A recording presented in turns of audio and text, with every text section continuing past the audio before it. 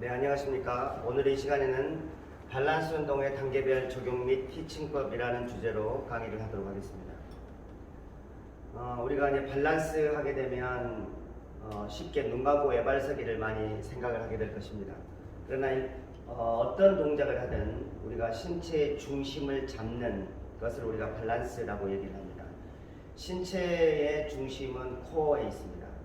자, 복부의 코어에 있는데 이 코어를 무게 중심으로 해서 좌우, 앞, 뒤, 회전의 센터가 바로 중심인데 이 중심을 이 가운데 있어야 돼요. 자, 그렇게 중심을 잡을 수 있는 능력을 우리가 이제 밸런스라고 얘기를 합니다. 가만히 서 있을 때의 중심, 무게 중심과 우리가 워킹했을 때의 무게 중심, 그리고 우리가 달리기나 아니면 어떤 스포츠 동작에서의 무게중심은 다 달라질 것입니다.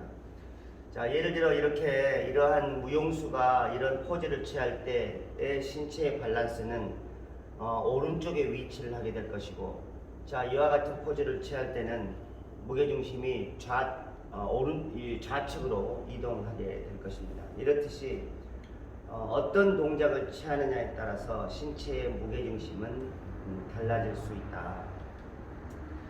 우리가 이제 밸런스 하게 되면 평형성이라는 단어를 떠오르게 될 것입니다.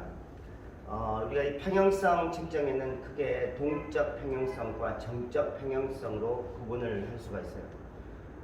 측정은 동적 평형성은 측정이 어렵기 때문에 가장 손쉽게 우리가 하는 것이 바로 정적 평형성입니다. 그것이 바로 눈 감고 외발서기 측정을 하고 있다는 거죠. 자, 여기에선 주로 전정기관의 능력을 평가하는데 이 평형성을 측정하는 가장 큰 이유는 바로 고령인의 낙상을 예방하기 위한 평가 지표로 삼기 위해서 이 평형성 측정을 하게 되는 것입니다.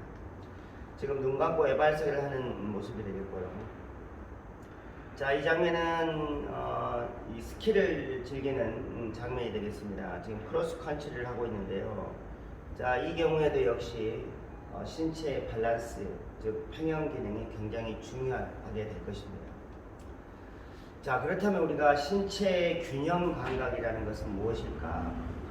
우리가 신체의 중심을 잘 잡을 수 있으려면 결국에는 내 몸의 모든 곳에서 보낸 신호를 종합해서 내 몸의 센터가, 중심이 그 위치를 찾아갈 수 있어야 되겠죠. 또는 역으로 중심의 위치에 따라서 나의 말초 부위들이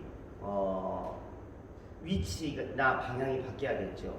예를 들면 똑바로 서 있는 자세가 아니고 약간 오른쪽에 내가 무게중심을 했다고 한다면 오른쪽에 중심이 이동을 하기 때문에 넘어질 수가 있죠. 그렇다면 반대쪽은 이쪽은 팔을 몸통에 붙이더라도 반대쪽은 팔을 펴야 할 것입니다. 팔을 펴야만이 중심으로부터 R값, 즉 반지름값이 커져야만이 이쪽에 더 큰 부하가 생겨서 내가 중심을 잡을 수 있다는 얘기가 되겠죠. 자, 예를 들어 제가 한 발로 한번 서보겠습니다. 한 발로 오른발로 지탱해 쓰고 오른쪽으로 약간 이동을 해보겠습니다. 이때 내가 중심을 잡으려면 이 손은 작게 가더라도 아래로 가고 이 손은 위로 가서 넓게 펼쳐야 나는 중심을 잡을 수 있다는 얘기죠. 결국에는 이 센터를 중심으로 해서 무게중심을 잡기 위해서는 좌우, 상하지 모두가 다 내가 위치나 높이, 위치나 방향 이런 것들이 결정이 된다는 얘기입니다. 자, 이러한 것들을 전체적으로 우리가 신체 균형 감각이라고 할 수 있을 것입니다. 자, 이 균형 감각에는 가장 중요한 역할을 하는 것이 바로 비주얼 시스템이 되겠습니다. 인체 균형 감각의 약 95%는 바로 이 비주얼 시스템이 관장을 하고 있습니다. 바로 눈이죠. 우리가 이 눈을 보면 이 눈으로 눈은 감각기관 중에 하나입니다. 이 눈의 감각기관이 많은 정보를 수집을 해서 나의 위치나 거리나 높이나 방향이나 이런 것들을 수집을 해서 나의 중추신경에 자극을 합니다. 나의 중추신경은 그 눈에서 첩보된 정보를 취합을 해서 분석을 합니다. 자, 그래서 결국에는 나의 팔, 오른팔은 짧게, 왼팔은 멀리 가라. 높게 가야 된다. 오른팔은 낮게 가야 된다. 왼팔은 높게 가야 된다. 발도 높이 들어라. 이라는 명령을 내릴 겁니다. 그래서 결국에 나는 중심을 잡을 수가 있는 거죠. 결론적으로 이 비주얼 시스템이라는 것이 나의 신체 밸런스 능력의 대부분의 95%를 관장한다. 결국에 눈을 잃으면 밸런스 능력은 깨어진다라는 거죠. 그래서 그만큼 눈이 중요합니다. 그러나 눈이라는 것은 우리가 교정 시력을 합니다. 눈이 좋은 사람, 눈이 좋지 않은 사람 다양하겠죠. 그래서 우리는 안경이라는 것을 착용을 해서 시력을 보정을 해주고 있는 것입니다. 또는 어떤 사람은 눈이 빠른 사람, 눈의 움직임이 빠른 사람이 있는가 하면 눈의 움직임이 느린 사람이 있습니다. 눈의 위치가 빠르게 움직인다는 것은 그만큼 단시간에 많은 정보를 취합할 수 있다는 장점이 있는 거고요. 결국에는 내가 훨씬 더 중심을 잘 잡을 수 있다는 능력이 되는 거죠. 그래서 때로 어떤 종목의 경우에는 트레이닝을 할 때 눈의 움직임을 빠르게 하는 이런 움직임을 해야 될 수도 있을 것입니다. 예를 들면 태권도와 겨루기와 같은 신속하게 움직이는 종목, 펜싱과 같이 순간적으로 움직이는 종목에선 어찌 보면 이러한 정보는 기반이 굉장히 중요하겠죠. 눈의 움직임이 빨라야 상대의 움직임, 상대 칼의 움직임을 캐치할 수 있을 것입니다. 정보를 캐치해야만이 내가 그 칼을 피하거나 상대의 주먹으로부터 내가 피할 수 있지 않겠습니까? 결국에 이 눈이라는 것의 트레이닝이 굉장히 중요합니다. 그러나 우리가 트레이닝에서 눈 트레이닝 한 경우는 없잖아요. 해야 합니다. 결국에는 정보를 수집하는 능력이 중요하기 때문에 결국에 눈이 95%를 관장하기 때문에 눈의 움직임과 그래서 눈의 움직임을 보기 위해서는 다양한 포인트를 주고 그 포인트를 따라서 내가 시선을 돌리는 이런 트레이닝이 필요하다 이겁니다. 자, 95%는 다 비주얼 시스템이에요. 자, 그렇다면 나머지 5%. 자, 이 비주얼 시스템이 동일하다고 본다면, 즉 우리가 시력을 교정을 하든 해서 동일하게 맞춰갑니다. 그럼 나머지 5%는 어떻게 할 것이냐? 자, 그게 바로 조마틱 시스템과 베스티뷸러 시스템이 관장을 합니다. 나머지 5%. 여기에서 우리는 메달 색깔이 달라질 수도 있고요. 승자, 패자, 산자와 죽은 자로 구분할 수도 있겠죠. 왜? 이 5%밖에 안 되는 것이 굉장히 중요한 정점을 찍게 됩니다. 조마틱 시스템이라고 하는 것은 체성 감각입니다. 우리 몸에 있는 감각 기관이에요. 이 감각 기관은 GPS 기능을 가지고 있습니다. 이쪽에. 즉 위치를 다 알고 있어요. 내 몸은, 내 손은, 내 손가락은, 내 팔은. 자, 저는 눈을 보지도 않았어요. 눈이 내가 팔을 보지도 않았지만 나는 손이 어디가 있는지를 알 수 있어요. 왜? 눈이 개입하지 않았는데 어떻게 알 수 있을까? 바로 그게 체성 감각입니다. 내 몸에는 GPS와 같은 고유 위치 센서를 가지고 있습니다. 그래서 여기 있다가 이렇게 올리면 나는 손가락이 어느 방향을 향해 있어 라는 것을 보지 않고도 알 수 있어요. 바로 그게 체성 감각입니다. 즉 체성 감각이란 우리 피부에 있는 다양한 위치 감각 센서들을 얘기를 합니다. 자, 이 위치 감각 센서들 여기에 바로 프로프리오셉션 능력이 포함되어 있는 겁니다. 자, 이러한 위치 감각의 센서가 매우 중요합니다. 정상인 경우에는 대부분이 다 큰 문제가 없는데 예를 들어서 부상이 있었습니다. 자, 어깨를 다쳤습니다. 어깨를 다친 사람에게 자, 위치 감각 찾아보라고 하면 능력이 떨어집니다. 결국에 우리가 트레이닝 시킬 때 왜 우리가 프로프리오셉션을 시킵니까? 바로 위치 감각을 깨우기 위해서 그렇습니다. 고장난 위치 감각이 있으면 그걸 갈아치우고 그 인접해 있는 고유 감각으로 센서를 활용해서 극대화해서 바로 고유의 위치를 파악할 수 있도록 하기 위함이죠.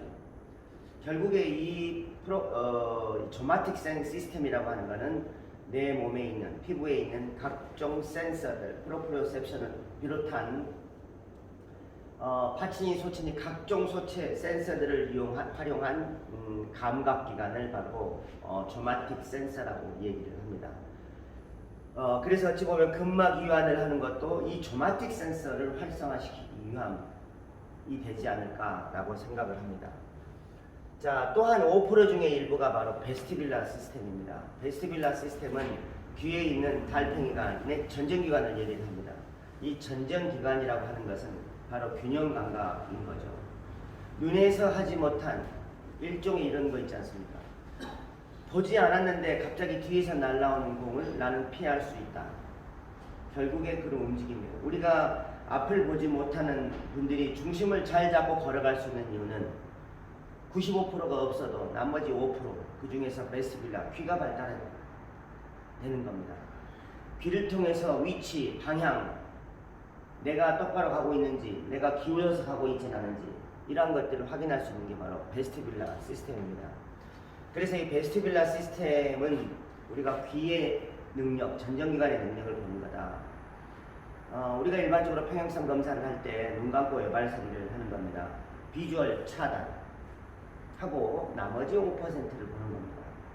자, 나머지 5%, 내 한 발로 서서 최상 감각을 보고 그리고 내 귀의 베스티뷸라 시스템을 평가하는 겁니다. 즉 5%를 평가하는 거예요. 아니, 시각을 하면 더 좋겠죠. 그런데 너무 많은 시간이 걸리잖아요. 검사를 하는데 눈 뜨고 한 발로 서라고 하면 하루 종일 서 있겠죠. 오히려 근력이 없어서 못할 수도 있을 겁니다. 그래서 우리가 이 베스티뷸라 시스템이라고 하는 것은 귀의 능력이다. 베스티뷸라 시스템을 발달시킬 수 있는 방법은 그 베스티뷸라를 트레이닝 하는 방법은 비주얼 차단하고 다양한 한 발로 또는 두 발에도 관계없겠죠.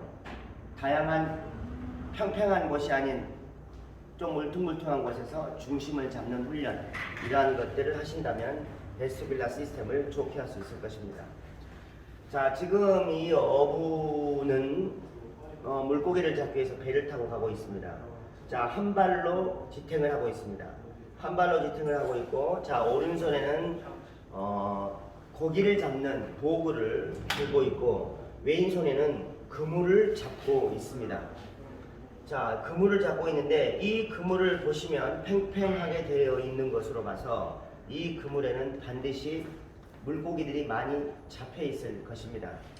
그런데 물고기가 몇 마리 잡혀 있는지 이 어부는 알 수가 없어요.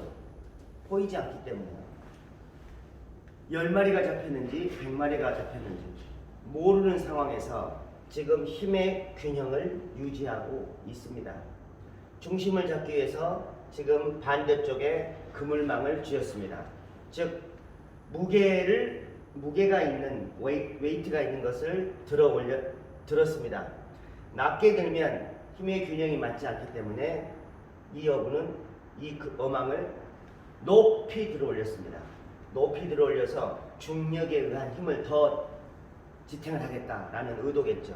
결국에 이 어부의 중심선이 조금이라도 이쪽으로 가게 되면 물에 떨어질 거니까, 빠질 거니까 이쪽으로 가지 않게 해서 어떻게든 이 물고기를 끌어올리려면 무게중심은 이쪽으로 이동을 해야겠죠. 그러기 위해서 지금 중심을 잡아가는 그런 모습입니다.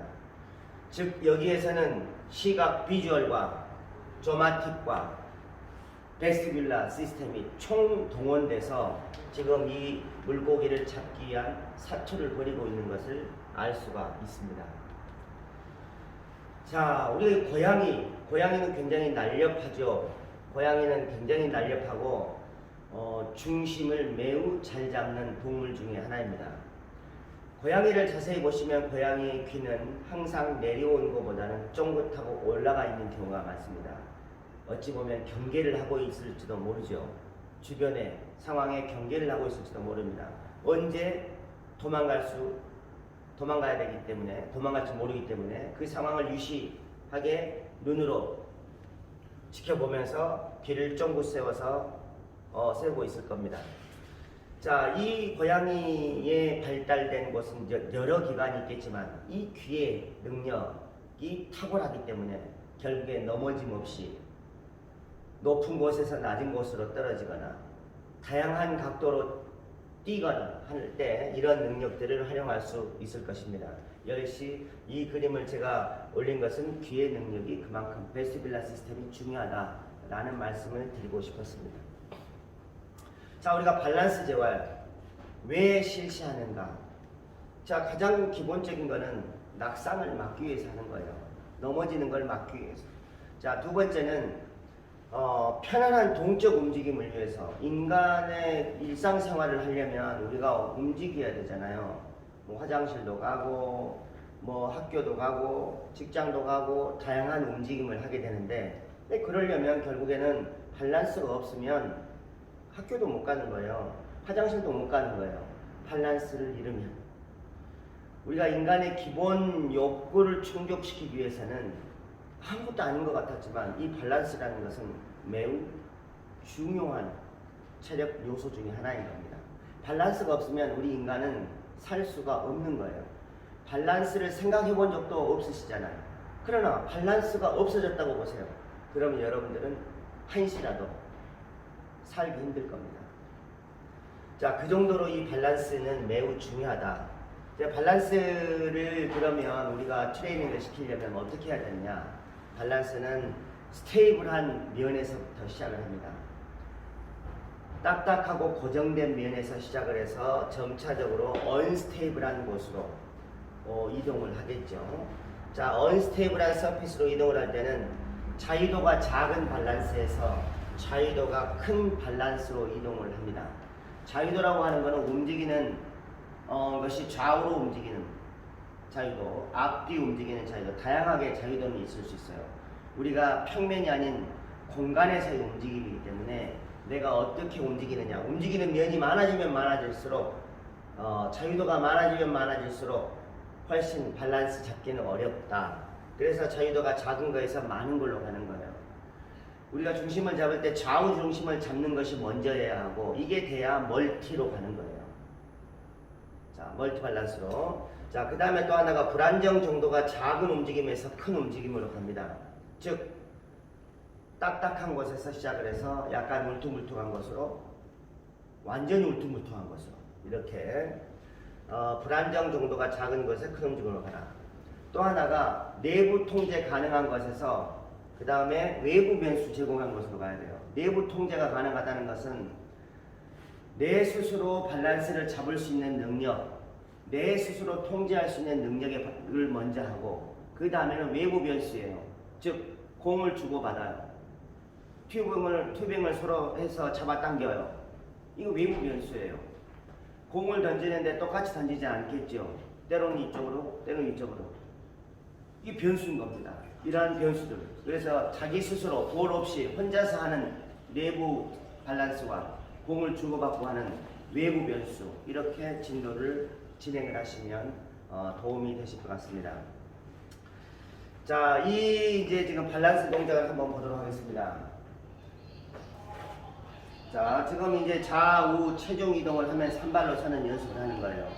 자, 이때 지금 중요한 것은 우리 선생님들이 발을 밸런스를 한다고 해서 발만 너무 몰입하고 있습니다. 밸런스를 할 때는요, 발은 애만이 아니고 온몸을 생각하셔야 합니다. 아까 그 어부를 생각하셔야 합니다. 어부가 발만 신경을 썼으면 벌써 물에 빠졌을 거예요. 발이 아니고 결국에는 온몸에 신경을 써야 한다. 자, 지금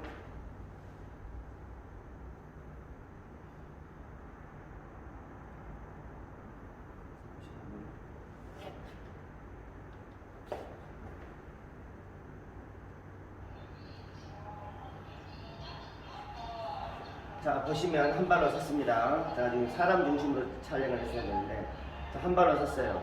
자, 이렇게 섰을 때 서게 할 수 있는 능력이 필요해요. 자, 그러려면 일단 넘어지는 게 중요한 거예요. 넘어지지 않도록 해야 하니까 좌우를 고정을 했습니다. 고정을 하고, 다음에 한 발로 들어보세요. 자, 한 발로 자, 이때 높이 드는 거하고 낮게 드는 게 있겠죠.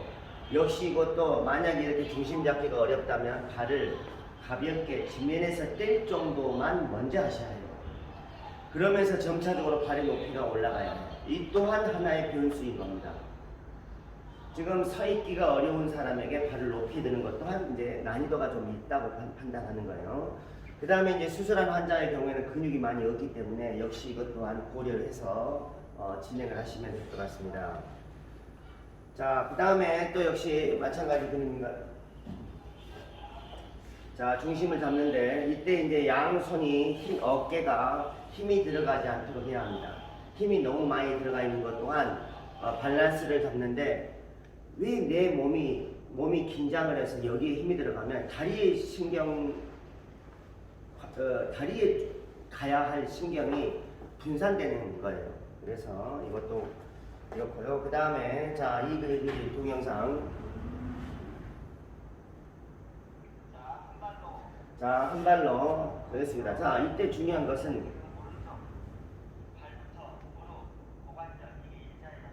이게 일자해야 합니다. 정렬 상태가. 자, 마찬가지입니다. 고관절, 무릎, 발 일자해야 합니다. 지금 이분의 경우에 발 자체가 바로스미가 됐죠. 바깥쪽으로 휘었어요. 바깥쪽으로 휘게 되면 발 자체가 발이 이렇게 외회전되게 되어 있습니다. 자, 이렇게 이미 구조적으로 이미 이제 60대가 이렇게 된 경우에는 더 이상 맞출 수는 없어요. 자, 그 다음에 중요한 건 한 발을 했을 때요, 골반 높이가 이렇게 이동을 하면 안 됩니다. 들어 올리면 안 돼요. 이 높이 또한 중요합니다.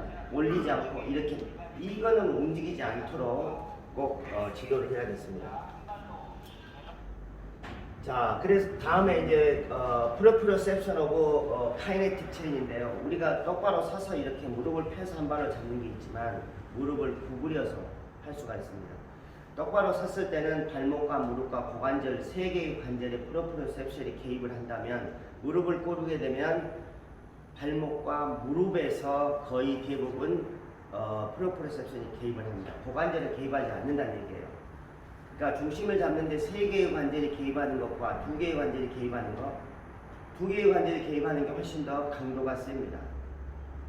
그래서 이거는 역시 또 여러분들이 난이도를 조절하시면 되고, 중요한 것은 역시 얼라이먼트예요. 정렬 상태입니다. 내가 한 발로 했을 때 이게 또 틀어지면 안 돼요. 주로 이렇게 했을 때 무릎이 안쪽으로 발구스가 되는 경우가 많습니다. 역시 지도하실 때 이런 것들은 꼭 지적을 하셔서 교정이 돼야 된다라는 겁니다. 자, 이 경우는 이제 워킹 밸런스입니다. 정적이 아닌 동적 밸런스인데요. 자, 여기에서 움직임 보시면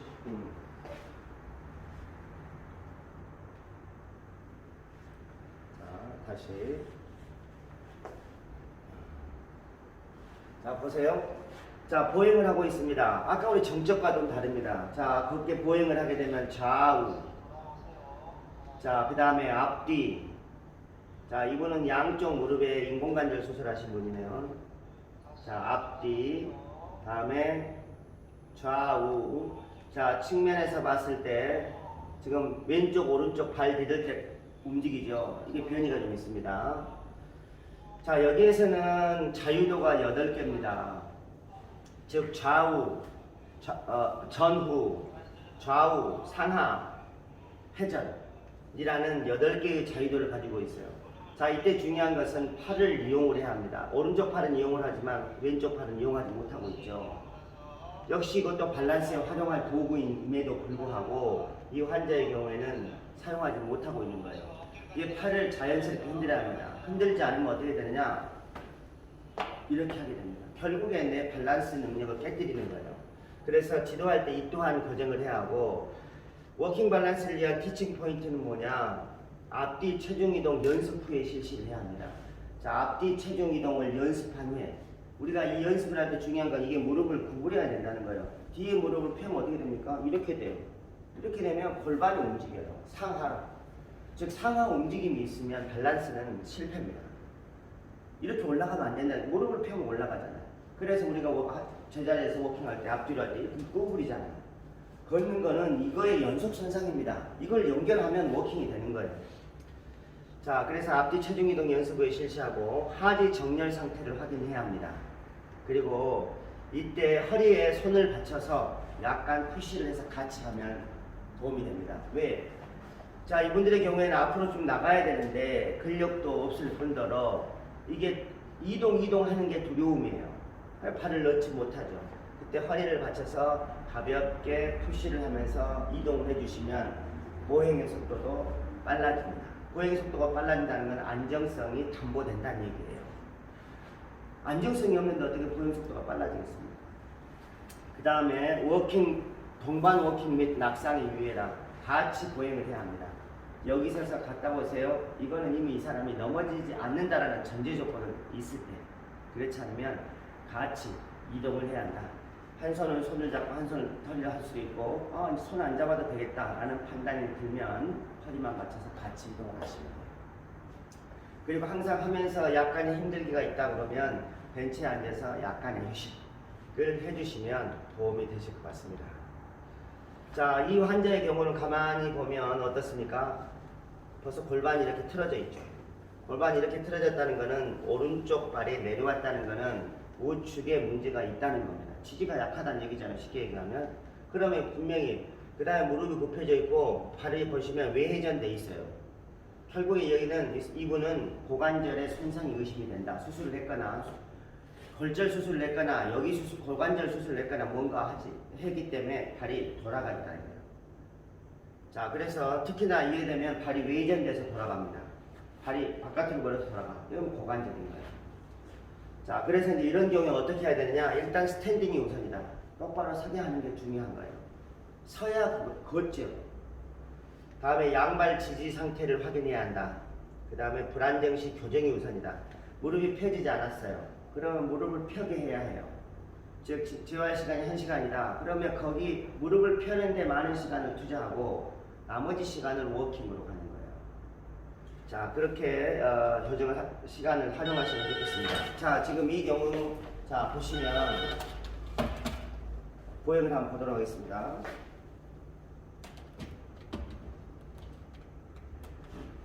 자, 보세요. 자, 걸으실 때 보세요. 발이 바깥으로 완전히 들어갔죠. 오른쪽으로 이렇게 가죠. 자, 이 어르신은 힘이 없어요. 지금 서 있는 것도 힘들어하죠.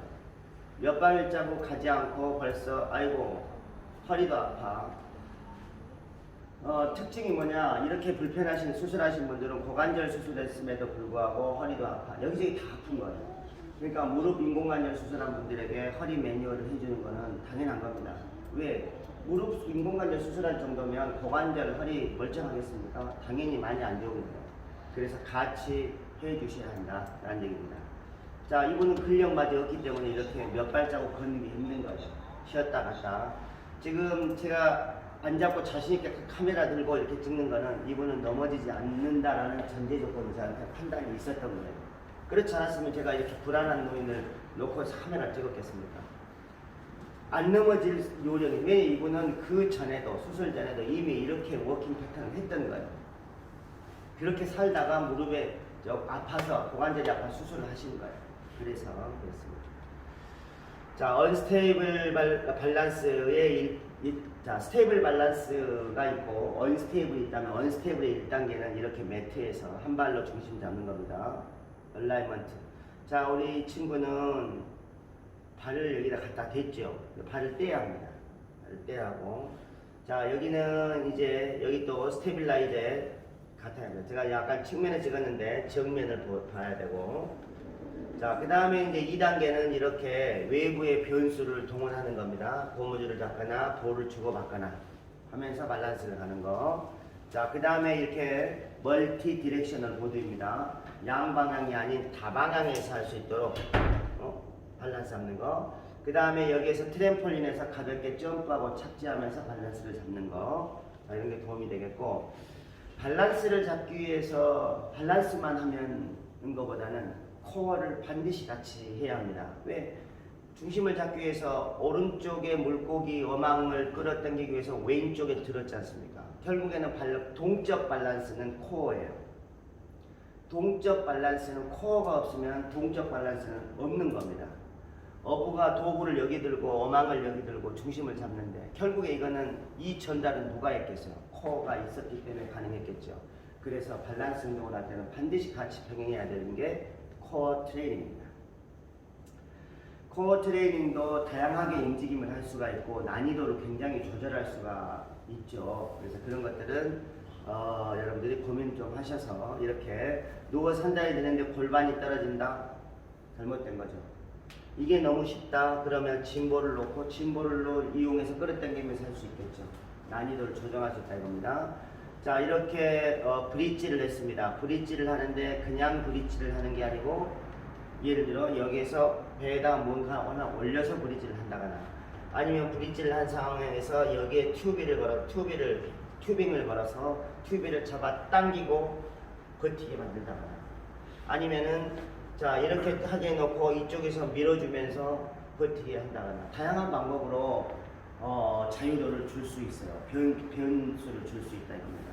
자, 이러한 코어 트레이닝을 같이 해주시면 좋을 것 같습니다. 자, 마지막으로 밸런스 능력은 인간 움직임의 기본이다. 그래서 지완운동의 필수 요소다. 그래서 이게 결국에는 밸런스가 없는 인간은 있을 수 없다. 인간의 건강을 유지하기 위해서, 인간의 기본적인 삶을 유지하기 위해서는 밸런스 운동이 매우 중요하다. 이것으로 오늘 강의를 모두 마쳤습니다. 수고하셨습니다.